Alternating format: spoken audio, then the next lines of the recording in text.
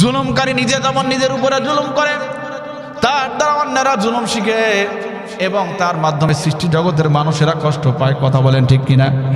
এই জন্য উলামায়ে কেরামরা বলেছেন, কোন মানুষ যখন পাপ করে ওই পাপের বোঝা, ওই পাপের আযাব সমগ্র মানুষের উপরে চেপে বসে।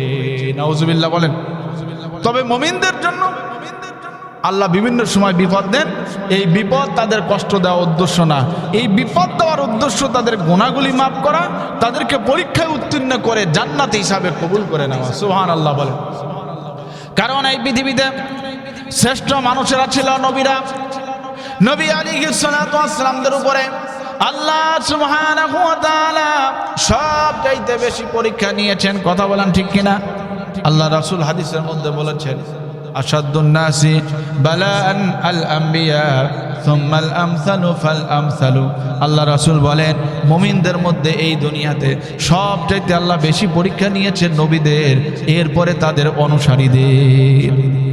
নবীদের উপরে আল্লাহ বেশি পরীক্ষা নিয়েছেন এবং তাদের অনুসারী যারা, তাদের উপরেও আল্লাহ পাক এই পরীক্ষা নিয়েছেন। তবে এই পরীক্ষার উদ্দেশ্য কষ্ট দেওয়া না, এই পরীক্ষার উদ্দেশ্য তাদের মর্যাদা আরো বাড়িয়ে দেওয়া, তাদেরকে আরো সফলকামী করে গড়ে তোলা। সুবহানাল্লাহ বলেন। আরো জোরে বলেন সুবহানাল্লাহ। এই জন্য এই পাপগুলি থেকে আমরা বিরত থাকব। আল্লাহ পাক আমাদেরকে তৌফিক দান করুক। সকলে বলে আমিন। সম্মানিত উপস্থিতি, আমরা সবাই জানি মুসলমানদের সবচেয়ে বড় সম্মেলন, মহাসম্মেলন নাম হলো হজ। এই হজের সাথে আবার ইজতেমার তুলনা করা যাবে না। হজ হজের জায়গা, ইজতেমা ইজতেমার জায়গা। কারণ হজ একটা ফরজ ইবাদত, আর এটার সাথে এই নফল ইবাদতকে তুলনা করা যাবে না। এই হজের পরে এই পৃথিবীর দ্বিতীয় বৃহত্তম সমাবেশের নাম হলো ইজতেমা, গণজমায়েত যেটি, এটার নাম হলো কি? ইজতেমা। এই ইজতেমাকে সফল করার জন্য সারা পৃথিবী সহ আমাদের দেশের মসজিদ, মহল্লা, পাড়ায় পাড়ায় জোর মেহনত, দাওয়াত এবং দোয়া চলছে। এগুলি চলে। ঘরে মা ও বোনেরা দোয়া করে যাতে এই ইজতেমাটি সফল হয়। ইজতেমা থেকে শত শত মানুষ, হাজার হাজার মানুষ যেন আল্লাহর রাস্তায় বের হয়ে যায়। সুবহানাল্লাহ বলেন। কারণ এই ইজতেমার মূল উদ্দেশ্য হলো না, অমুসলিম ভাইদের মধ্যে আমাদের দিনের দাওয়াত দরকার আছে কিনা? এই জোরে বলেন, আছে কিনা? আপনার সাথে কত মুসলমান ভাইদের সম্পর্ক আছে, আপনি কৌশলে তাদের উপরে তো চাপানো যাবে না। ইসলাম কোনো কিছু চাপিয়ে দেওয়ার কথা বলে না। আপনার বন্ধু, আপনি তার সাথে আপনি বলতে পারেন, আমরা বলতে পারি না, কারণ আমরা হুজুরদের দেখলে ভয়তে দৌড়াবে।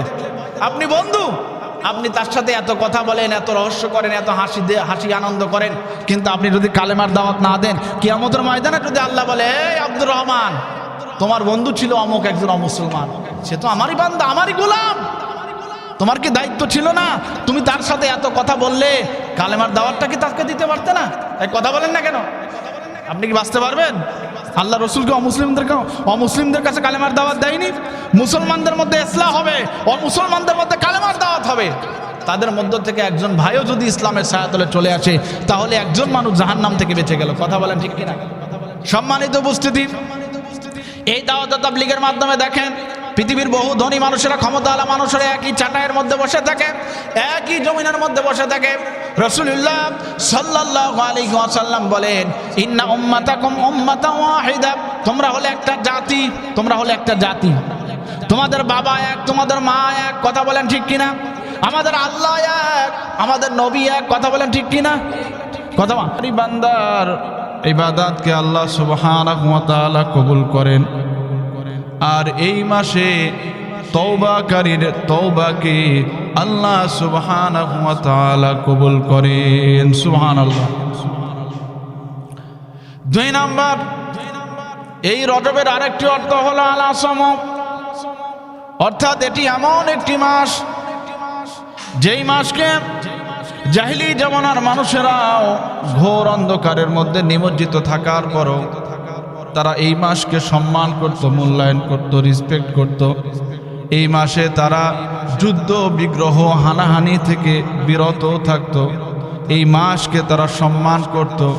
এই জন্য এই রজব মাসের আরেকটি অর্থ হলো আল আসামু। তবে ভালো করে খেয়াল করতে হবে, আল্লাহ সুবহানাহু ওয়া তাআলা এই কালামে হাকিমের সূরাতুত তাওবা 36 নম্বর আয়াতের মধ্যে বলেছেন, ইন্না ইদ্দাতাশ শুহুরি ইনদাল্লাহি ইসনা আশারা শাহরান ফি কিতাবিল্লাহ ইয়াওমা খালাকাস সামাওয়াতি ওয়াল আরদ মিনহা আরবাআতু হুরুম। আল্লাহু আকবার। আল্লাহ সুবহানাহু ওয়া তাআলা বলেন, হে দুনিয়ার মানুষেরা, আমি আল্লাহ সুবহানাহু ওয়া তাআলা এই পৃথিবী সৃজনের শুরু লগ্ন থেকে, এই দুনিয়া সৃষ্টির শুরু লগ্ন থেকে মানব জাতির জন্য একটি বছর সমান 12টি মাস নির্ধারণ করে দিয়েছি। একটি বছর সমান 12টি মাস। এই 12টি মাসের প্রতিটা মাসই আল্লাহর কাছে অত্যন্ত দামি, মানব জাতির আখিরাতের পাথেও সংগ্রহ করার জন্য খুবই গুরুত্বপূর্ণ। কিন্তু তারপরও আল্লাহ সুবহানাহু ওয়া তাআলা কিছু মাসকে কিছু মাসের উপরে বেশি সম্মান এবং মর্যাদা দিয়েছে। সুবহানাল্লাহ বলেন। কিছু মাসের সম্মান বেশি। এর মধ্যে একটি মর্যাদাপূর্ণ মাস হলো শাবান মাস, মর্যাদাপূর্ণ মাস হলো মুহররম মাস, সবচাইতে মর্যাদাপূর্ণ মাস হলো রমাদান মাস। অনুরূপভাবে একটি মর্যাদাপূর্ণ মাস হলো রজব মাস। কারণ আল্লাহ সুবহানাহু ওয়া তাআলা এই আয়াতের পরের অংশেই বলেছেন, মিনহা আরবাআতু হুরুম। হে দুনিয়ার মানুষেরা, আমি আল্লাহ সুবহানাহু ওয়া তাআলা এই 12টি মাসকে সম্মানিত করেছি, তবে এর মধ্যে আরো বেশি সম্মানিত মাস হলো 4টি। কয়টি? 4টি। যে মাসকে সৃষ্টির সূচনা লগ্ন থেকে সম্মান করা হচ্ছে, আরবের মানুষেরা ঘোর অন্ধকারের মধ্যে নিমজ্জিত থাকার পরেও তারা এই মাসগুলিকে সম্মান করত। শুধু তাই না, রাসূলুল্লাহ সাল্লাল্লাহু আলাইহি ওয়াসাল্লাম দুনিয়া থেকে বিদায় নেওয়ার সময় বিদায় হজের মধ্যেও এই 4টি মাসের সম্মানের কথা উল্লেখ করেছিল। সুবহানাল্লাহ বলেন। এই 4টি মাসের সম্মানের কথা বলেছিল। এর মধ্যে 1 নাম্বার হলো রজব মাস, 2 নাম্বার জিলহজ, আর 3 নাম্বার হলো মুহররম। 3টি মাস হলো ধারাবাহিক। জিলকদ এবং জিলহজ হলো হজের মাস, আর মুহররম হলো আরবি হিজরি সূচনার প্রথম মাস, আর রজব মাসটা একটু ব্যতিক্রম। তবে এই 4টি মাসই আল্লাহর কাছে খুবই দামি, সম্মানিত, এবং এই মাসসমূহে যুদ্ধ বিগ্রহ করা কমপ্লিটলি টোটালি নিষিদ্ধ। আহকামুল কোরআনের লেখক আল্লামা আবু বকর জাসসাস রাহমাতুল্লাহি আলাইহি এই আয়াতের ফালা তাযলিমু ফীহিন্না আনফুসাকুম, এই আয়াতের তাফসীরে উল্লেখ করেছেন, এই 4টি মাসকে যারা সম্মান করবে, মর্যাদা দেবে, এই 4টি মাসে যারা যুদ্ধ বিগ্রহ হানাহানি থেকে নিজেকে রক্ষা করবে, মারামারি কাটাকাটি থেকে রক্ষা করবে, পাপের কাছ থেকে নিজেকে রক্ষা করবে, আল্লাহ সুবহানাহু ওয়া তাআলা বাকি মাস সমূহ তাকে বেশি বেশি নেক আমল করা, বাকি মাস সমূহ তাকে সকল প্রকার গুনাহ থেকে, পাপ থেকে রক্ষা করবে। সুবহানাল্লাহ। আর এই 4টি মাসের মধ্যে যারা গুনাহর সাথে সম্পৃক্ত হয়ে যাবে, পাপের সাথে সম্পৃক্ত হয়ে যাবে, মারামারি কাটাকাটি হানাহানির মধ্যে লিপ্ত হয়ে যাবে, ওরা বাকি মাস সমূহ কখনো শান্তিতে থাকতে পারবে না, গুনাহের সাগরের মধ্যে তারা নিমজ্জিত হয়ে যাবে। বলেন নাউজুবিল্লাহ। এই জন্য রাসূলুল্লাহ সাল্লাল্লাহু আলাইহি ওয়াসাল্লাম হাদিসের মধ্যে বলেছেন, যদিও এই হাদিসগুলি দুর্বল, বর্ণনার মধ্যে এসেছে, রাসূলুল্লাহ সাল্লাল্লাহু আলাইহি ওয়াসাল্লাম তিনি বলেন, আমার উম্মতেরা তোমরা শুনে রাখো, রজব হলো আল্লাহর মাস, শাবান হলো আমার মাস। কারণ নবী সাল্লাল্লাহু আলাইহি ওয়াসাল্লাম রমজানের আগে শাবান মাসে খুব বেশি নফল রোজা পালন করতেন। এরপরে আল্লাহ রাসূল বলেন, আমার উম্মতেরা তোমরা শুনে রাখো, রমজান হলো আমার উম্মতের মাস। আমার উম্মতেরা অন্যান্য মাস সমূহে তোমরা নফল রোজা রাখো আর না রাখো, মনে রেখো কখনোই তোমরা রমজানের ফরজ রোজাগুলিকে ছাড়বে না। সুবহানাল্লাহ, আরো জোরে বলেন না সুবহানাল্লাহ। হযরত আবু সাঈদ খুদরি রাদিয়াল্লাহু তাআলা আনহু তিনি বর্ণনা করেছেন, রাসূলুল্লাহ সাল্লাল্লাহু আলাইহি ওয়াসাল্লাম তিনি বলেছেন, এই দুনিয়ার মধ্যে আল্লাহ সুবহানাহু ওয়া তাআলার যেই সমস্ত বান্দা বান্দিরা রজব মাসকে সম্মান করবে, মূল্যায়ন করবে, আল্লাহ সুবহানাহু ওয়া তাআলা তাদেরকে দুনিয়াতেও সম্মান দান করবে, আল্লাহ তাদেরকে আখিরাতেও সম্মান দান করবে। আরো জোরে বলেন সুবহানাল্লাহ। তাদেরকে আল্লাহ আখিরাতেও সম্মান দান করবে। এই জন্য ভাইরা বাবাজিরা, এই হারাম মাস সমূহকে আমরা সম্মান করব, শ্রদ্ধা করব। এই হারাম মাস সমূহের মধ্যে আমরা কোনো পাপের কাজে, গুনার কাজের মধ্যে লিপ্ত হব না। তবে ভালো করে খেয়াল করতে হবে, এই রজব মাসে আল্লাহ নির্ধারিত কোনো ইবাদতের কথা বলেননি, বন্দেগীর কথা বলেননি।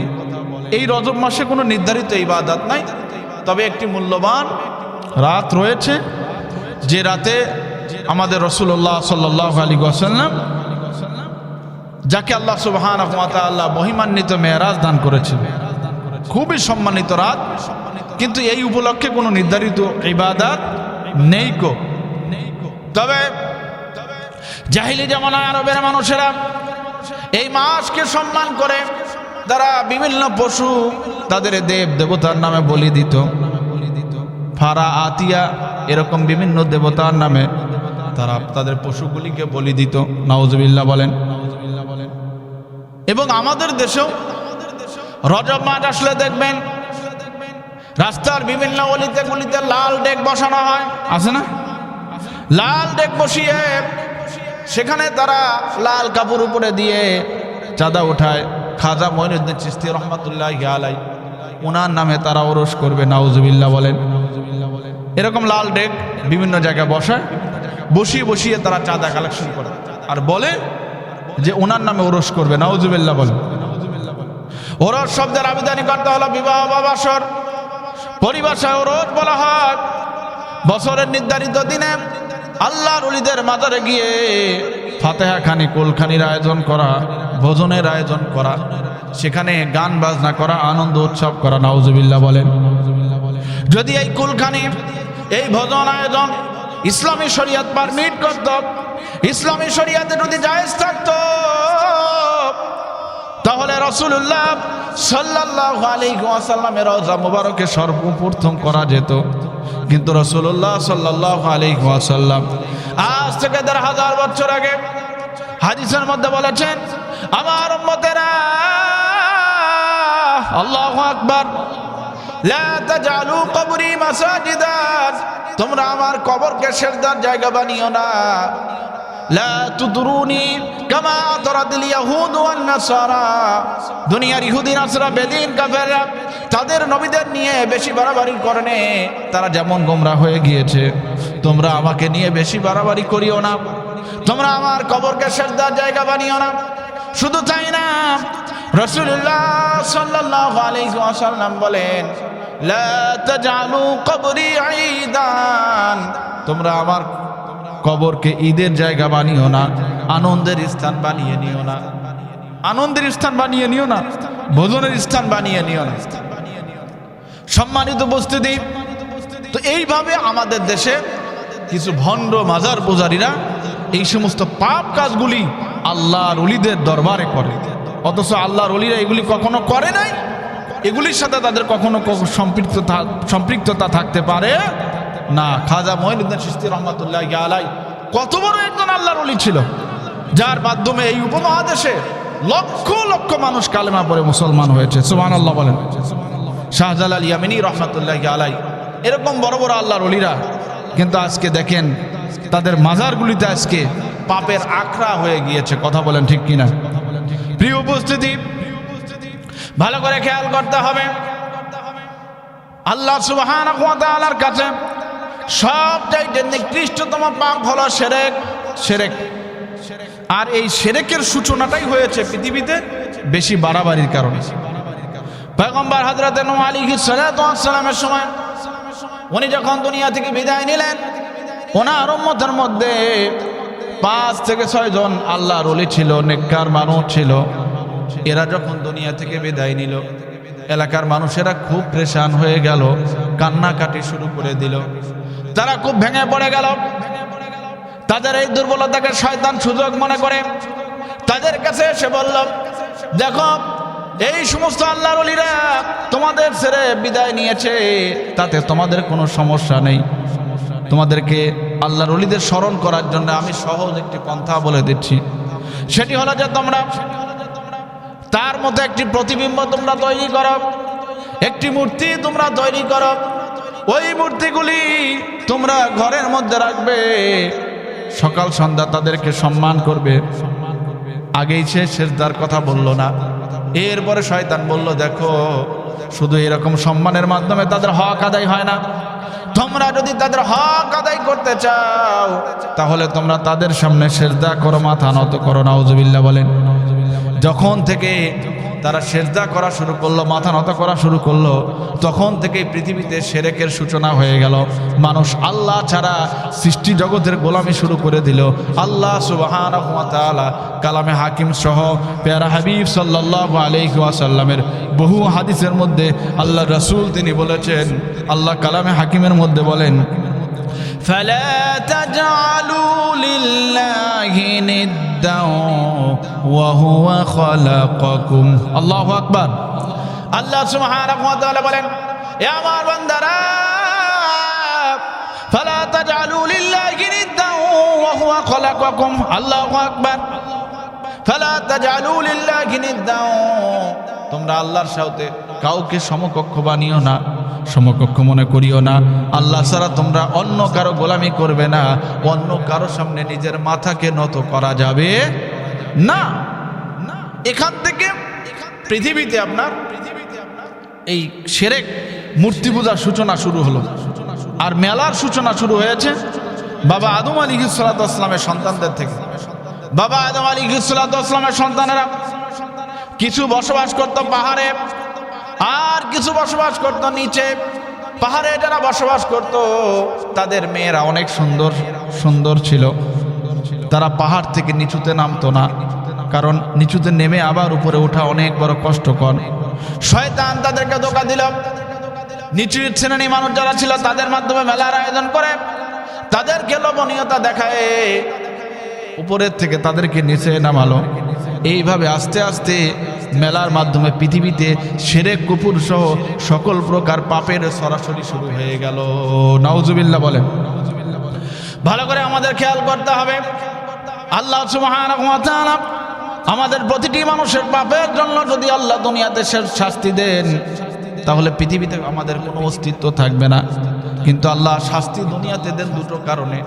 এক নাম্বার হলো পাপের কারণে, আর 2 নাম্বার হলো পরীক্ষা হিসাবে।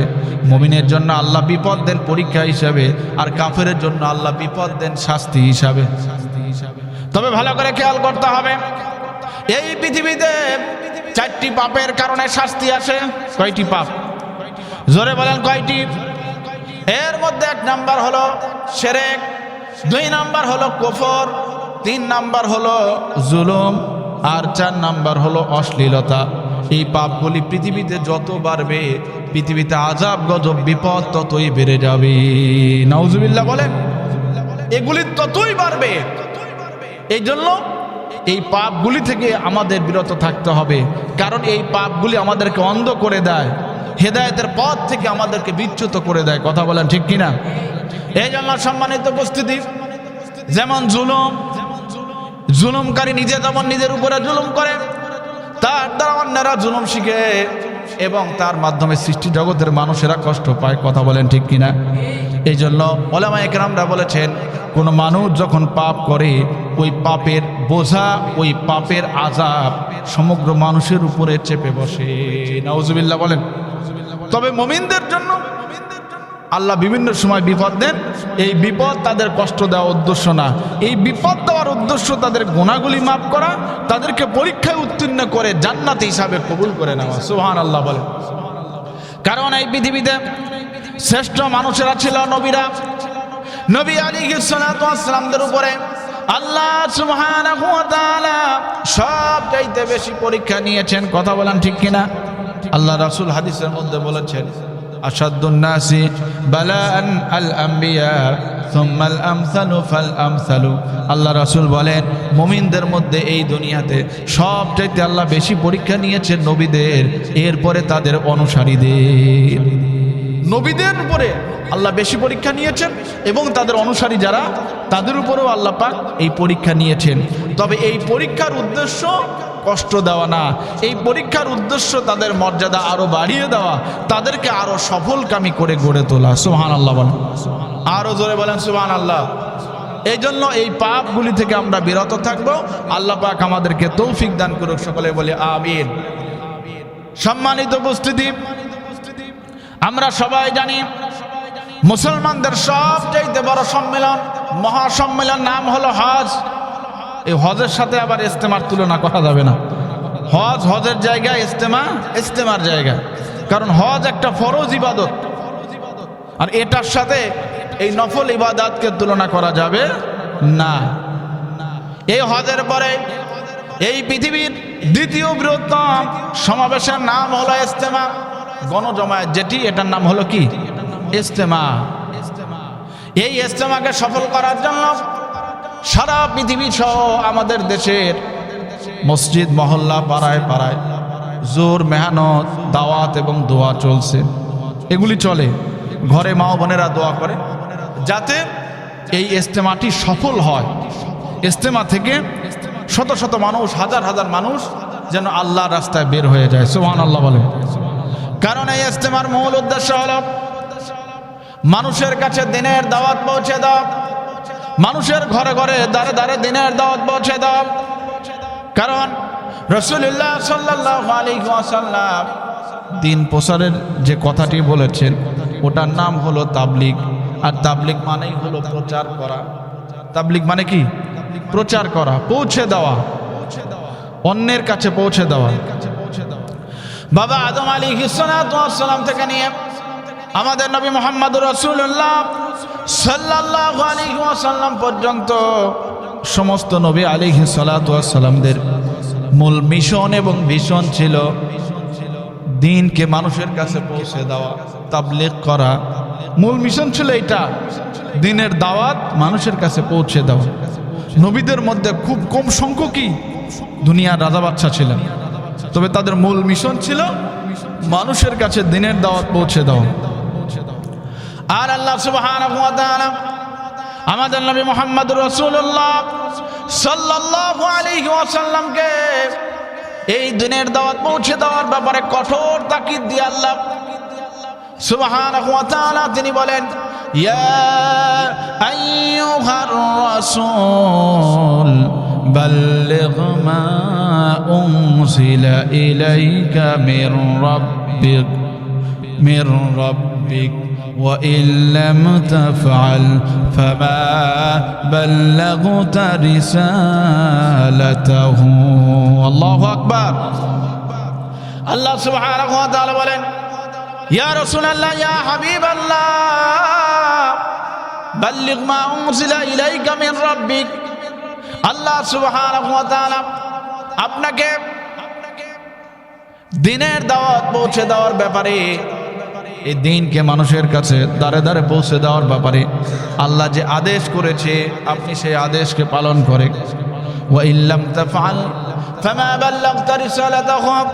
আল্লাহ সুবহানাহু ওয়া তাআলা বলেন, অত্যন্ত কঠিন তাকাদা দিয়ে আল্লাহ বলছেন, ইয়া রাসূলুল্লাহ, ইয়া হাবিবাল্লাহ, মানুষের কাছে যদি আপনি এই কালেমার দাওয়াত পৌঁছে না দেন, ইসলামের বাণী যদি মানুষের কাছে পৌঁছে না দেন, কোরআনের হক কথা যদি মানুষের কাছে না বলেন, তাহলে আমি ধরে নেব আপনি আপনার রিসালাতের দায়িত্ব ঠিক মতো পালন করেন নাই। নাউজুবিল্লাহ বলেন।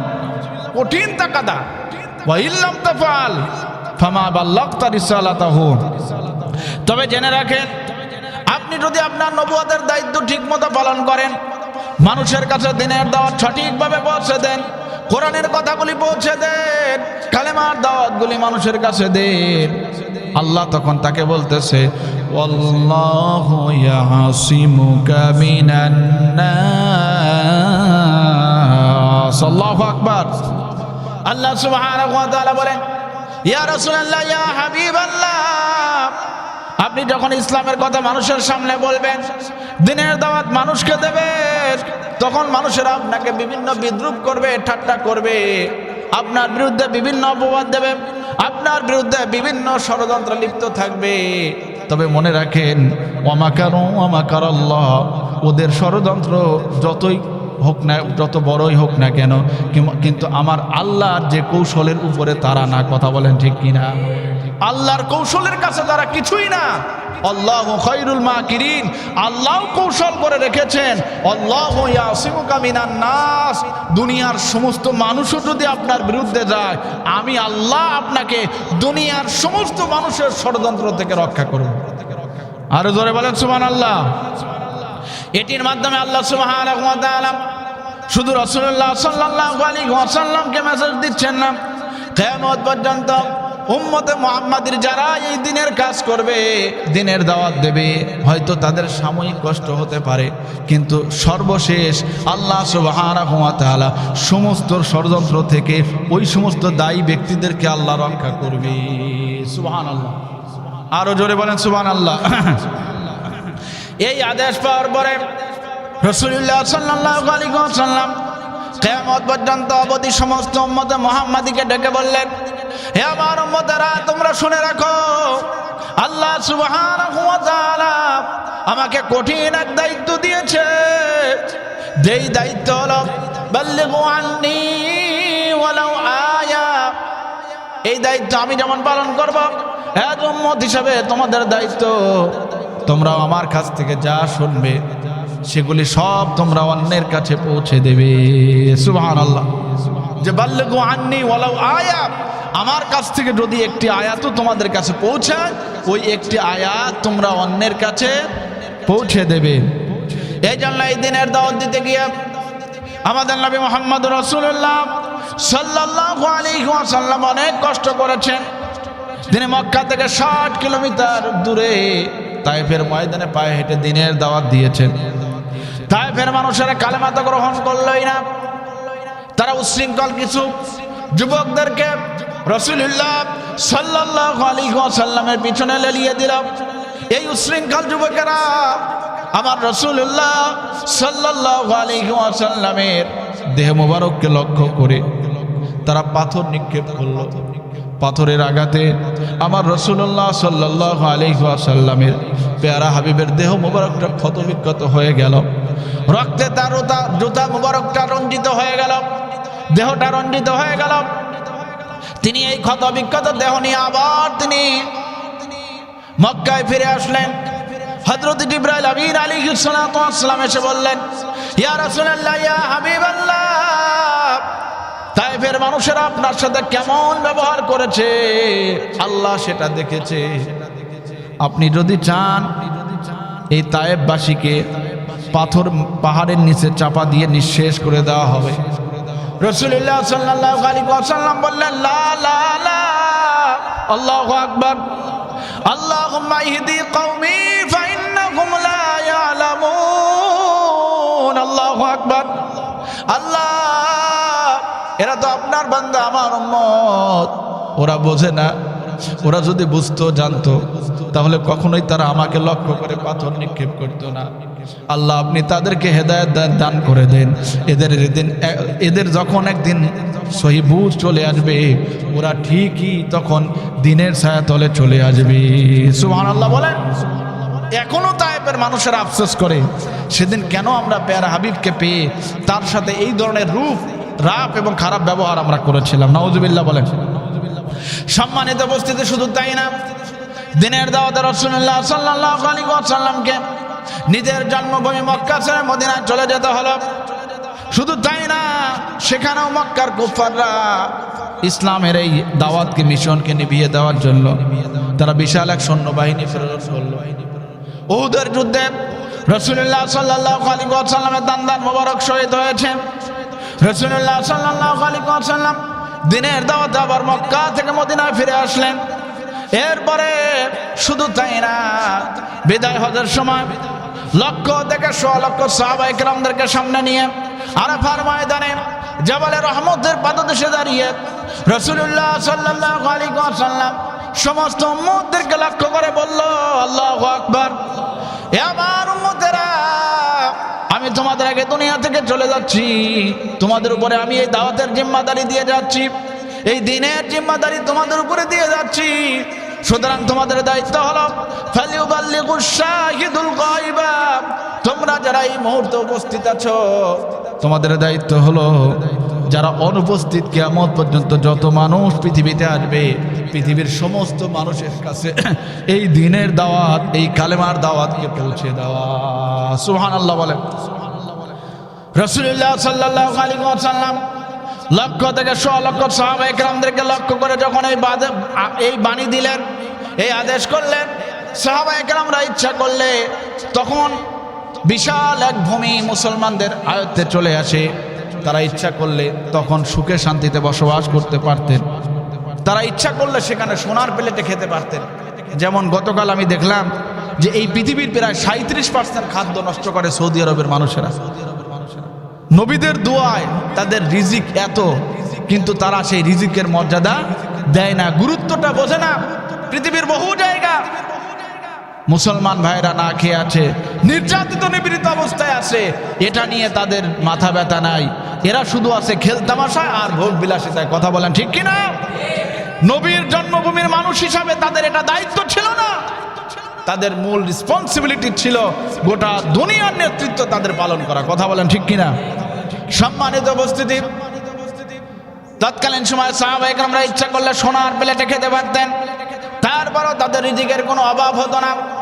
কিন্তু রাসূলুল্লাহ সাল্লাল্লাহু আলাইহি ওয়াসাল্লামের এই আদেশ পাওয়ার পরে সাহাবায়ে কেরামরা আটলান্টিকের ওপার থেকে হিমালয়ের পাদদেশ পর্যন্ত ইসলামের দাওয়াত দ্বারা পৌঁছে দেয়। সুবহানাল্লাহ বলে।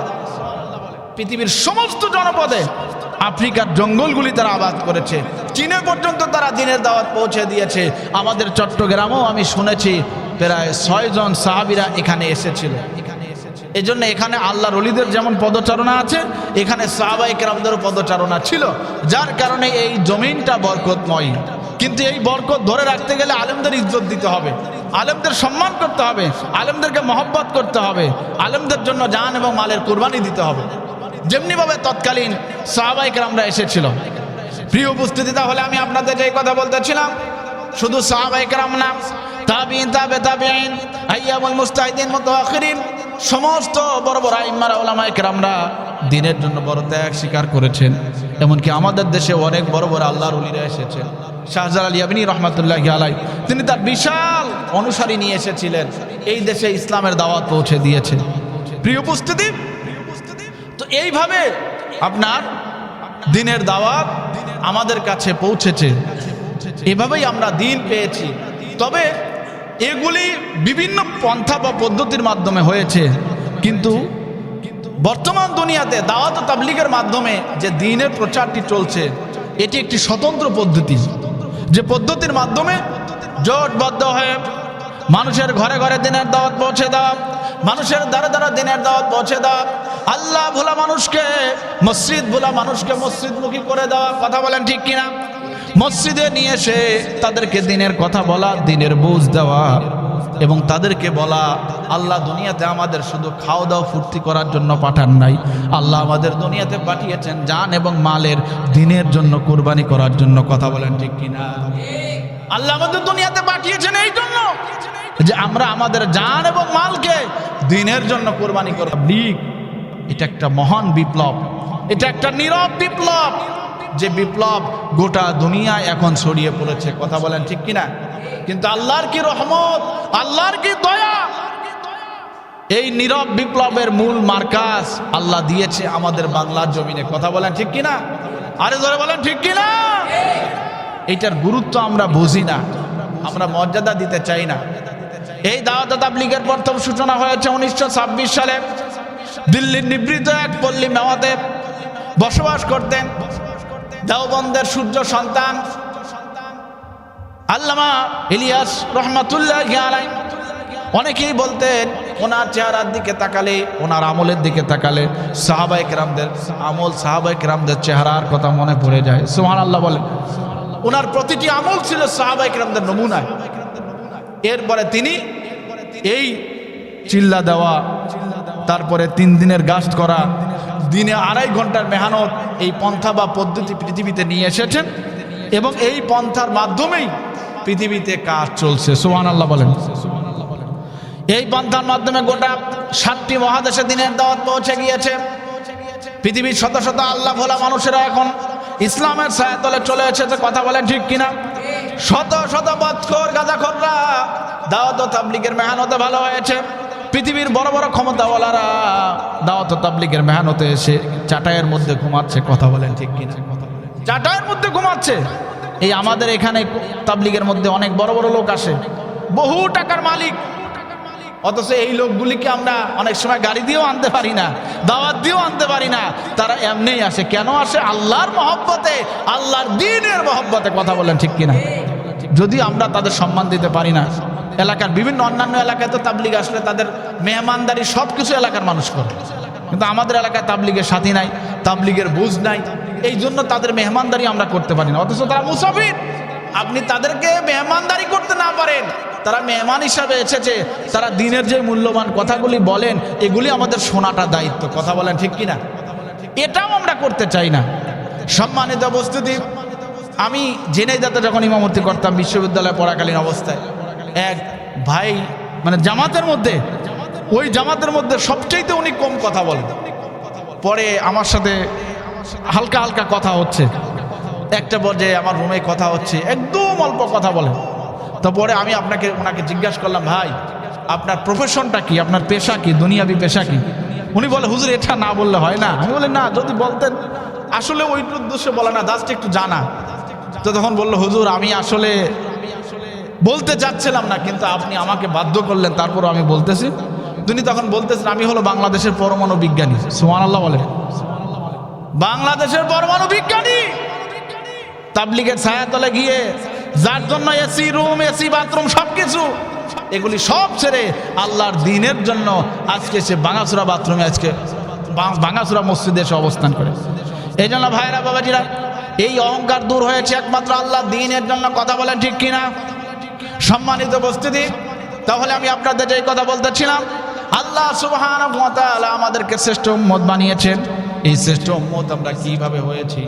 আল্লাহ সুবহানাহু ওয়া তাআলা এই কালামে হাকিমের মধ্যে বলেন, কুনতুম খায়রা উম্মাতিন উখরিজাত লিন-নাসি তা'মুরুনা বিল মা'রুফি ওয়া তানহাউনা আনিল মুনকার ওয়া তু'মিনুনা বিল্লাহ। আল্লাহু আকবার।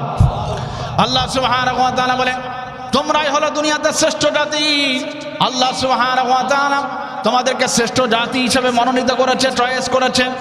কিন্তু তোমরা শ্রেষ্ঠ জাতি কখন হবে? তো যখন তোমরা দুনিয়াতে 2টা কাজ করবে। কয়টা কাজ জোরে বলেন? আরো জোরে বলেন, কয়টা? এর মধ্যে 1 নম্বর হলো তা'মুরুনা বিল মা'রুফ। তোমরা যখন 1 নম্বর সৎ কাজের আদেশ করবে, আর 2 নম্বর ওয়া তানহাউনা আনিল মুনকার, অসৎ কাজ থেকে মানুষকে নিষেধ করবে। তাহলে বোঝা গেল এই আল্লাহ সুবহানাহু ওয়া তাআলা আমাদেরকে দুনিয়াতে শ্রেষ্ঠ জাতি হওয়ার জন্য 2টা বুনিয়াদি আমল দিয়েছেন। এর মধ্যে 1 নম্বর হলো সৎ কাজের আদেশ, আর 2 নম্বর হলো অসৎ কাজ থেকে নিষেধ। অসৎ কাজ থেকে নিষেধ, এই 2টা কাজ যখন আমরা করব, তখন পৃথিবীতে আমরা শ্রেষ্ঠ হতে পারবো। এই 2টা কাজ ছাড়া পৃথিবীতে আমাদের শ্রেষ্ঠ হওয়া সম্ভব না। এর কারণ হলো আমাদের 2 ধরনের শত্রু রয়েছে। এক হলো বাহিরের শত্রু, 2 নম্বর হলো ভিতরের শত্রু। আমাদের ভিতরের শত্রু হলো নফসে আম্মারা। নফসে আম্মারা যেটা আমাদেরকে সবসময় খারাপ কাজের দিকে, গুনাহের কাজের দিকে ধাবিত করে। আর 2 নম্বর হলো বাহিরের শত্রু হলো শয়তান। শয়তান, শয়তান কিন্তু আবার 2 প্রকার। এক হলো জিন শয়তান, মিনাল জিন্নাতি ওয়ান নাস। আরেকটা হলো কি? মানুষ শয়তান। আরেকটা হলো কি? শুধু জিন শয়তান আছে তা না, মানুষ শয়তানও আছে। কিন্তু মানুষ শয়তানকে দেখা যায়, জিন শয়তানকে দেখা যায় না। আর যেটাকে দেখা যায় না, ওটা মোকাবেলা করা বড় কঠিন। সম্মানিত উপস্থিতি, আমরা যদি আমাদের নফসের আম্মারার বিরুদ্ধে জিহাদ করতে চাই, আমরা যদি জিন শয়তানের বিরুদ্ধে জিহাদ করতে চাই, আমরা যদি মানুষ শয়তান থেকে নিজেদেরকে আত্মরক্ষা করতে চাই, তাহলে আমাদের মসজিদের পরিবেশের বিকল্প নেই গো। কথা বলেন ঠিক কিনা? মসজিদের পরিবেশের বিকল্প নেই গো। আমাদের মসজিদের পরিবেশে আসতে হবে। আর এই পরিবেশে আসার ক্ষেত্রে দাওয়াত ও তাবলীগ ব্যাপক ভূমিকা পালন করে থাকে। কথা বলেন ঠিক কিনা? অনেকে আছে দেখবেন রহস্য করে, ঠাট্টা করে, তাবলীগ আলারে কাম হলো খালি 3 বেলা খাওয়া। 3 বেলা ওনারা খায়, আমরা খাই না। কিন্তু আপনি তাবলীগে যেয়ে দেখেন, আপনি তাদের ডিসিপ্লিনের বাইরে কিছু করতে পারবেন না। আপনার সারাদিন আমলে থাকতে হবে। সকালবেলা উঠে আপনার বয়ান, দাওয়াতে যেতে হবে, সেখান থেকে এসে ইশরাক পড়তে হবে, এরপরে সামান্য সময় বিশ্রাম, আবার আপনাকে তালিমে বসতে হবে, এরপরে আপনার গোসল, এরপরে আপনার নামাজের প্রস্তুতি, আবার নামাজের পরে কি তালিম। তা আপনার বিশ্রাম কোথায়? বসে থাকার সময় কথা। অর্থাৎ এক কথায় মসজিদের পরিবেশে থাকলে আপনার গুনাহ করার কোনো সুযোগ নেই। বাহিরের গুনাহ করার সুযোগও আপনার নেই, আবার ভিতরের গুনাহ করারও সুযোগ থাকে না। সম্মানিত উপস্থিতি, এই জন্য আমাদের কি করতে হবে? এই দাওয়াত ও তাবলীগের মেহনতের সাথে জুড়ে যেতে হবে। প্রিয় উপস্থিতি, এই দাওয়াত ও তাবলীগের মেহনতের শুরুটা হয়েছিল, অর্থাৎ এই যে ইজতেমা, এটার সূচনা হয়েছিল 1946 সালে। সর্বপ্রথম ইজতেমা হয় এই যে কাকরাইল মসজিদ এখানে। এরপরে 1948 সালে ইজতেমা হয় চট্টগ্রামের হাজি ক্যাম্পে। 1958 সালে নারায়ণগঞ্জের সিদ্ধিরগঞ্জে। এরপরে 1966 সালে হয় টুঙ্গির তোরাকপাড়ে। আর এই 66 থেকে নিয়ে 67 থেকে নিয়ে অদ্যবধি এখনো ইজতেমাটা সেখানেই আছে। এখনো ইজতেমা কি সেখানেই আছে।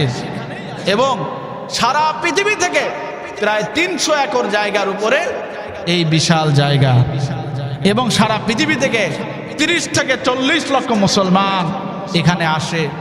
আমাদের দেশ সহ 40 লক্ষ মুসলমান সেখানে জমা হয়, সমবেত হয়, এবং সেখানে হক্কানি রব্বানি উলামায়ে কেরামদের থেকে, মুরব্বীদের থেকে অনেক মূল্যবান দামি কথাগুলি আমরা শুনি। এরপরে যখন 3 দিন শেষ হয়ে যায়, তখন সেখান থেকে শত শত জামাত আল্লাহ রাস্তায় সারা দুনিয়ায় ছড়িয়ে পড়ে। কথা বলেন ঠিক কিনা? কারণ মূল উদ্দেশ্য একটাই, মানুষের ঘরে ঘরে, মানুষের দ্বারে দ্বারে দিনের দাওয়াত পৌঁছে দিতে হবে। কথা বলেন ঠিক কিনা? আজকে আমি মূল্যবান কথা শুনি, কিন্তু আমার মা বোনরা তো মূল্যবান কথা শুনতেছে না। কথা বলেন ঠিক কিনা? কিছু কিছু শোনে, মাইকের আওয়াজ বাহিরে যায়, কিন্তু তাদের আলাদাভাবে মূল্যবান কথাগুলি মনোযোগ সহকারে শোনানো দরকার। আর এই জন্যই তাবলীগে দেখেন পাশাপাশি মাস্তুরাত জামাতের ব্যবস্থা করা হয়েছে, যে আমাদের মা বোনেরা যদি পরিবর্তন হয়ে যায়, পুরা ঘর দিনই পরিবেশ হয়ে যাবে। আর আমাদের মা বোনরা যদি ভালো না হয়, আমরা ওই পরিবারকে কখনো ভালো করতে পারবো না। এই জন্য ঘর থেকে আমাদের যদি বদদিনই খারাপই যদি আমরা বের করতে চাই, তাহলে আগে আমাদের মা বোনদেরকে ভালো করতে হবে। কথা বলেন ঠিক কিনা? এই জন্য সেখানে তালিম করতে হবে, সকাল সন্ধ্যার তালিম থাকতে হবে। একটি হাদিসের কিতাব থাকবে, সেই কিতাব থেকে তালিম হবে। এই তালিম যদি আমরা ঘরেও চালু করতে পারি, তাহলে ইনশাআল্লাহ আমাদের ঘর থেকে বদদিনই দূর হয়ে যাবে, এবং আমাদের ঘরগুলিতে আল্লাহর রহমত এবং বরকত এবং নাজিল হবে। কথা বলেন ঠিক কিনা? প্রিয় উপস্থিতি, এই জন্য এই দাওয়াত ও তাবলীগ এটা হলো একটা নীরব বিপ্লব, যেটা গোটা দুনিয়ায় সাড়া জাগিয়েছে। সেই নিম্ন শ্রেণী থেকে উচ্চবৃত্ত প্রতিটি মানুষের কাছে এই দাওয়াত ও তাবলীগের দাওয়াত পৌঁছে গেছে। কথা বলেন ঠিক কিনা? এবং তারা ইসলামের ছায়াতলে আসতেছে। এখনো পৃথিবীর বহু জায়গা আছে যেখানে দিনের দাওয়াত আমরা দিতে পারি নাই। এখন দিনের দাওয়াত শুধু মুসলমানদের মধ্যে না, অমুসলিম ভাইদের মধ্যে আমাদের দিনের দাওয়াত দরকার আছে কিনা? এই জোরে বলেন, আছে কিনা? আপনার সাথে কত মুসলমান ভাইদের সম্পর্ক আছে? আপনি কৌশলে তাদের উপরে তো চাপানো যাবে না। ইসলাম কোনো কিছু চাপিয়ে দেওয়ার কথা বলে না। আপনার বন্ধু, আপনি তার সাথে আপনি বলতে পারেন, আমরা বলতে পারি না, কারণ আমরা হুজুরদের দেখলে ভয়তে দৌড়াবে। আপনি বন্ধু, আপনি তার সাথে এত কথা বলেন, এত রহস্য করেন, এত হাসি আনন্দ করেন, কিন্তু আপনি যদি কালেমার দাওয়াত না দেন, কিয়ামতের ময়দানে যদি আল্লাহ বলে, এই আব্দুর রহমান, তোমার বন্ধু ছিল অমুক একজন অমুসলমান, সে তো আমারই বান্দা, আমারই গোলাম, তোমার কি দায়িত্ব ছিল না? তুমি তার সাথে এত কথা বললে, কালেমার দাওয়াতটা কি তাকে দিতে পারতে না? এই কথা বলেন না কেন? আপনি কি বাঁচতে পারবেন? আল্লাহ রসুলকে অমুসলিমদের কাছে কালেমার দাওয়াত দেয়নি। মুসলমানদের মধ্যে ইসলাম হবে, অমুসলমানদের মধ্যে কালেমার দাওয়াত হবে। তাদের মধ্য থেকে একজন ভাইও যদি ইসলামের ছায়াতলে চলে আসে, তাহলে একজন মানুষ জাহান্নাম থেকে বেঁচে গেল। কথা বলেন ঠিক কিনা? সম্মানিত উপস্থিতি, এই দাওয়াত ও তাবলীগের মাধ্যমে দেখেন পৃথিবীর বহু ধনী মানুষেরা, ক্ষমতাওয়ালা মানুষেরা একই চাটাইয়ের মধ্যে বসে থাকে, একই জমিনের মধ্যে বসে থাকে।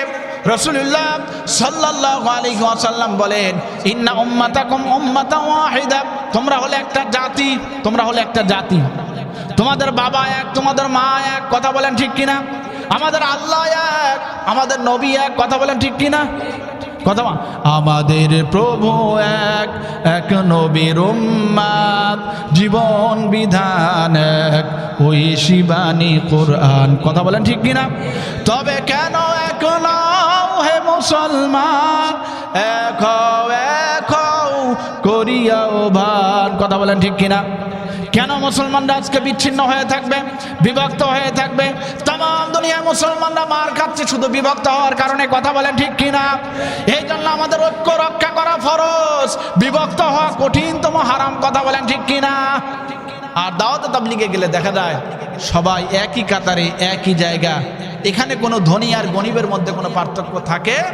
আল্লাহ রাসূল বলেছেন, লা ফারকা বাইনাল গনি ওয়াল ফাকির, ধনী আর গরিবের মধ্যে কোনো পার্থক্য থাকবে না, সাদা আর কালোর মধ্যে কোনো পার্থক্য থাকবে না।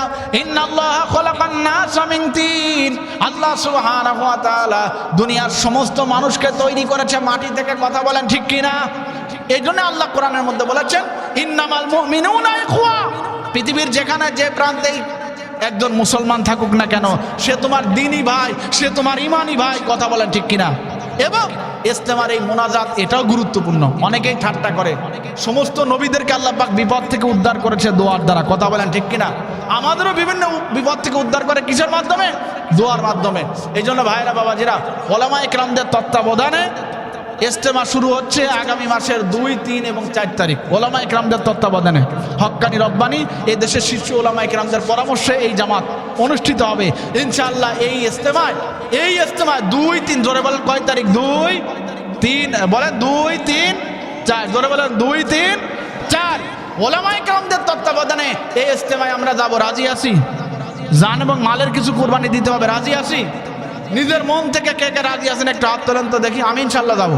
কে কে রাজি আছেন মন থেকে একটু হাত তোলেন। আমি যাবো ইনশাল্লাহ, ওলামায়ে কেরামদের ইস্তেমা ইনশাল্লাহ আমি যাবো। রাজি আছেন ইনশাল্লাহ? হাত তুললেন না, সেইভাবে নিয়ত করেন না, মিয়া সওয়াব হবে। সবাই হাত তোলেন, ইনশাল্লাহ আমরা যাবো ইনশাআল্লাহ। আরে ধরে বলেন ইনশাআল্লাহ। আল্লাহ আমাদের সবাইকে কবুল করুক, সকলে বলে আমিন। আরো ধরে বলে আমিন। আমাদের ওলামায়ে কেরামদের সাথে থাকতে হবে, কারণ তাবলীগের 6টা উসুলের একটা হলো ইকরামুল মুসলিমিন, মানুষের মুসলমানদের কিমাত বুঝে মর্যাদা দেওয়া, কথা বলেন ঠিক কিনা? আর ওলামায়ে কেরামদের সাথে আমরা থাকলে দিনের সহি বুঝের উপরে থাকবো। ওলামায়ে কেরামদের থেকে বিচ্ছিন্ন হলে কখনোই আমরা সঠিক পথ পাবো না। প্রিয় উপস্থিতি, এই মসজিদগুলি ওলামায়ে কেরামদের মাধ্যমে আবাদ হয়। ওলামায়ে কেরাম না থাকলে এই মসজিদগুলি অন্ধকার হয়ে যেত, কথা বলেন ঠিক কিনা? এখন এই মসজিদ আবাদ করা আমাদের দায়িত্ব, আর এই মসজিদের আবাদকারী হিসেবে ওলামায়ে কেরামদের রক্ষণাবেক্ষণ করা, খোঁজ খবর নেওয়া, তাদের সার্বিক সমস্ত চাহিদাগুলি পূরণ করা, এটা আপনাদের দায়িত্ব, কথা বলেন ঠিক কিনা? রাষ্ট্রের দায়িত্ব, রাষ্ট্র যদি সেটা না করে, এদের সাধারণ মুসলিম হিসাবে আমাদের সবার দায়িত্ব, কথা বলেন ঠিক কিনা? ধর্মের জন্য কি পরিমাণ স্যাক্রিফাইস আমাদের বৌদ্ধ ভাইয়েরা করে, তাদের থেকে শিক্ষা দেন। আমরা একটু শিক্ষা নিতে পারলাম না তাদের থেকে।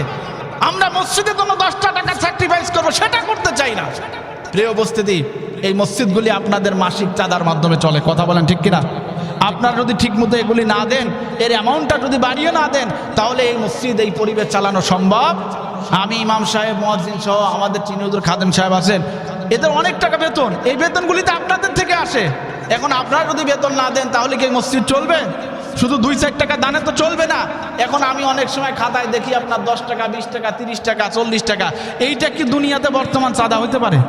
জোরে বলেন, দুনিয়ায় বর্তমান চাঁদা হইতে পারে? এখন একটা সিঙ্গারার দাম 10 টাকা। আপনি আপনার নিজের বিবেককে প্রশ্ন করেন যে আমার নিজের বিবেক থেকে টাকা বাড়ানো দরকার, কথা বলেন না কেন? এই জন্য আমি অনুরোধ করব, 100 টাকার নিচে এখন কোনো চাঁদাই হতে পারে না।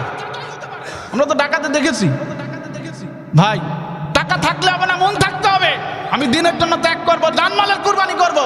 এই জন্য আমি অনুরোধ করব, আমাদের চেয়ারম্যান মহোদয় সাহেব বলবেন, আমি অনুরোধ করব আপনারা চাঁদার পরিমাণটা স্বইচ্ছায় বাড়ান।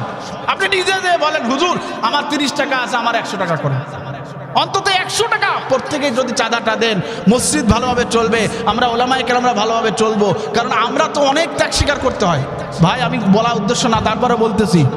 সেটা হলে আমি যে পরিমাণ লেখাপড়া করছি, আমি ব্যাংক বা অন্যান্য আদার্সে চাকরি করতে পারতাম। আপনারা জানেন আমি বিশ্ববিদ্যালয়ে পড়ছি, আমি আলিয়া থেকে ডবল এম এ করছি তাফসিরি ফিকার উপরে। আমি কমি থেকে দাওরা ইফতার করছি। আমার এই বরত্ব বলা উদ্দেশ্য না, আমি ইচ্ছা করলে দুনিয়া